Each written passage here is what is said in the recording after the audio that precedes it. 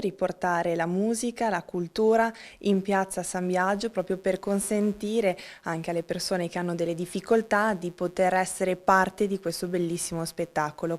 Permettere alle persone con disabilità di assistere ad uno spettacolo di musica battendo qualunque barriera architettonica e non solo. Il palco allestito in piazza Walter Tobagi è pronto ad accogliere sabato sera oltre 100 artisti protagonisti del gran concerto nell'ambito del progetto Musica per il Sociale, che vuole per l'appunto sostenere e incentivare la presenza delle persone con disabilità agli eventi musicali.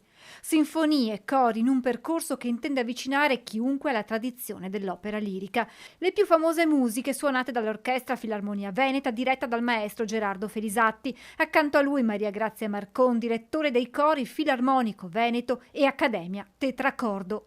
Ospite d'onore il tenore Francesco Grollo, testimonial del progetto Musica per il Sociale. È un invito aperto a tutta la cittadinanza, anche per le persone fragili, per le persone che non hanno la possibilità di muoversi molto spesso. Diciamo che è un abbraccio che vogliamo dare a tutta la cittadinanza e con particolare attenzione a queste persone speciali. Partire dalle piazze per abbattere ogni barriera. La nostra volontà è quella proprio di una politica inclusiva che quindi parta dall'arte, parte dalla cultura e parte dai punti di aggregazione quali sono le piazze. Un gran concerto così intitolato, perché tante volte si va a teatro per sentire un concerto del genere.